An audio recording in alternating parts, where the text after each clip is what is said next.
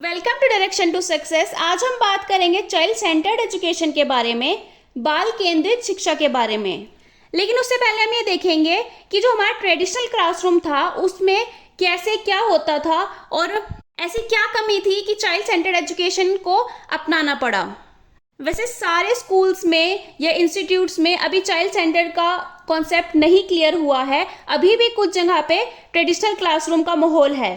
तो traditional classroom में जो हमारी टीचर होती थी वो एक्टिव होती थी, सक्रिय होती थी, लेकिन जो स्टूडेंट होता था वो पैसिव होता था, निष्क्रिय होता था। मीन्स टीचर एक्टिवली लेक्चर देती थी और बच्चा बस पैसिवली सुनता था। चैप्टर की रीडिंग, उसकी एक्सप्लेनेशन, उसकी एक्सरसाइज को ढूंढना और यहाँ तक कि उसके क्वेश्चन आंसर्स को भी टीचर ही फाइंड करके देती थी और स्टूडेंट बस पैसिवली उसको फॉलो करता था और बस सुनता रहता था। अब इसमें हमारी जो टीचर थी वो सेंटर्ड थी, मीन्स सब कुछ टीचर के अकॉर्डिंग होता था। लेक्चर मेथड होता था, इसमें टीचर लेक्चर देती थी और बच्चा सुनता था। कोई भी डेमोक्रेटिक इन्वायरमेंट बच्चे को नहीं मिलता था क्योंकि बच्चे का रोल था चुपचाप डेस्क पे बैठकर टीचर को सुनना।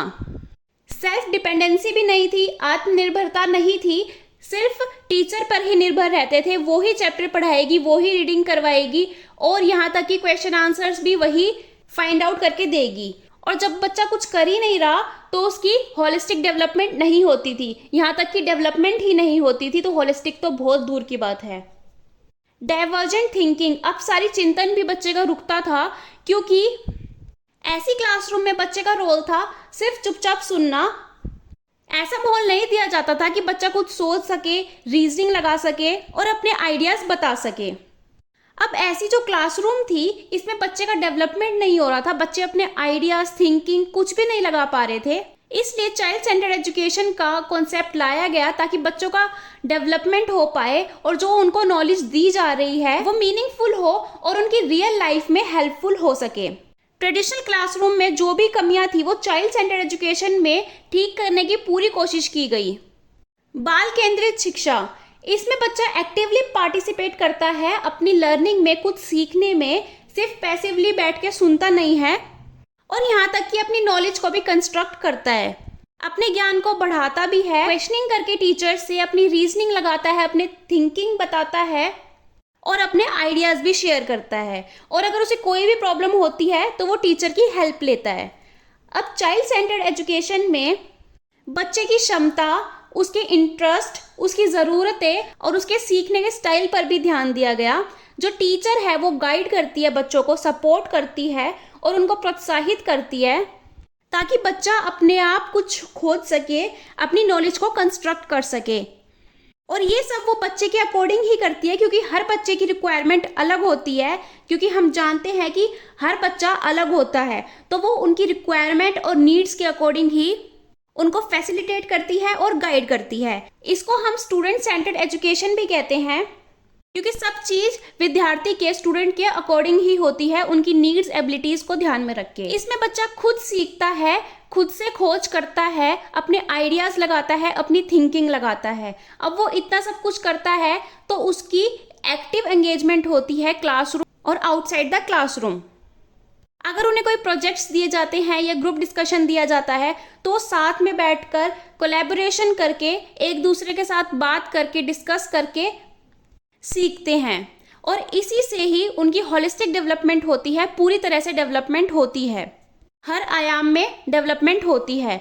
उसके बाद इसमें बच्चे की प्रैक्टिकल लर्निंग होती है, बच्चा खुद करके सीखता है, रियल एक्सपीरियंसेस लेता है, प्लेफुल लर्निंग होती है, खेल खेल में सीखता है, इंक्लूसिविटी होती है, मतलब समावेश करके सीखता है अपने पीयर्स के साथ या फिर आउटसाइड द क्लासरूम लोगों के साथ। रियल लाइफ कनेक्शंस होते हैं। जब बच्चा सब कुछ खुद कर रहा है तो उसमें एक समझ आ जाती है, एक थिंकिंग आ जाती है और उसकी मैच्योरिटी लेवल बढ़ जाता है, जिससे उसकी रियल लाइफ में भी उसको बहुत ज़्यादा हेल्प मिलती है। अब आते हैं characteristics of child centred education. इससे जो हमारी लर्निंग है वो इंटरेस्टिंग और मीनिंगफुल हो जाती है। जब बच्चों को मौका दिया जाता है खुद कुछ करने का तो वो पूरे इंटरेस्ट के साथ उसे करते हैं और वो लर्निंग उनकी आगे वाली लाइफ के लिए बहुत ज़्यादा मीनिंगफुल होती है, बहुत ज़्यादा सहायक होती है। इसमें बच्चे का जो पोटेंशियल है वो अच्छी तरह से यूटिलाइज होता है, यूज़ होता है, बच्चे का ओवरऑल डेवलपमेंट होता है, हर आयाम में डेवलपमेंट होता है। ये बढ़ावा देता है अनुभव के साथ सीखने का। मीन्स जब बच्चा हैंड्स ऑन एक्सपीरियंस लेता है या फर्स्ट हैंड एक्सपीरियंस लेता है, खुद कुछ करके एक्सपीरियंस लेता है, तो उससे बच्चे का अनुभव बहुत ज़्यादा बढ़ता है। इसमें बच्चे को पूरी तरह से आज़ादी मिली हुई होती है ताकि वो अपने इंटरेस्ट के अकॉर्डिंग एक्सप्लोर कर सके, सीख सके। यह ये सुनिश्चित करता है कि किसी भी पर्सन में, किसी भी चाइल्ड में किसी तरह का भेदभाव ना हो on the basis of caste, gender और रिलीजन। ये हर बच्चे को एक ही तरह से देखता है, एक ही नज़र से देखता है, चाहे उसका सोशली और इकोनॉमिकली बैकग्राउंड कैसा भी हो। इससे बच्चे में सेल्फ कॉन्फिडेंस आता है, इसमें हर एक बच्चे का विकास होता है। शिक्षा को और बेहतर बनाने के लिए एक और टर्म आई थी जो थी प्रोग्रेसिव एजुकेशन, प्रगतिशील शिक्षा। इसमें यह बताया गया था कि जो बच्चे की रियल लाइफ एक्टिविटीज होती है दूसरे पर्सन के साथ, असल जिंदगी में जो वो करता है, एक्टिविटी परफॉर्म करता है, उससे वो और ज्यादा बेहतर से सीख सकता है।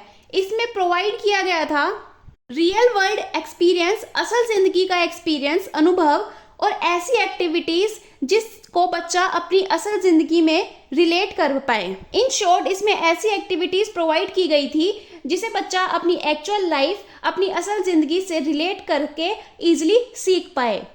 फादर ऑफ प्रोग्रेसिव एजुकेशन है जॉन डेवी। ये 1 मार्क में आ सकता है। अब इसकी कैरेक्टरिस्टिक्स क्या थी? फर्स्ट है लर्निंग बाय डूइंग, खुद करके सीखना। इंटरैक्टिव इन्वायरमेंट प्रदान करना, एक ऐसा इन्वायरमेंट देना जिसमें बच्चा इंटरैक्ट कर पाए, परस्पर क्रिया कर पाए, एक दूसरे से बातचीत कर पाए। एक्टिव पार्टिसिपेशन हो। क्रिटिकल थिंकिंग, बच्चा किसी भी चीज पर गहन चिंतन कर पाए, उसकी सामाजिक कौशल की बेहतरी हो पाए। एक ऐसा करिकुलम प्रदान किया जाए जो एक दूसरे से इंटीग्रेट हो, एकीकृत हो और रोट लर्निंग ना हो, रटने पर बल ना दिया जाए बल्कि एक्सपीरियंस लेने पर, अनुभव लेने पर बल दिया जाए। अब इसमें कुछ इंपॉर्टेंट पॉइंट्स दिए गए हैं जो आपके एग्जाम में काफ़ी बार पूछे गए हैं। फर्स्ट है, गीजूभाई एक इंडियन एजुकेशनिस्ट थे जिन्होंने चाइल्ड सेंटर्ड एजुकेशन में एक अहम भूमिका निभाई थी। फादर ऑफ प्रोग्रेसिव एजुकेशन है जॉन डेवी। जॉन डेवी ने 1896 में लेबोरेटरी स्कूल्स बनाए थे। Laboratory schools means progressive schools बनाए थे। इसी के साथ हमारी वीडियो खत्म होती है। और ज़्यादा वीडियोस के लिए जुड़े रहिए D2 सक्सेस चैनल के साथ।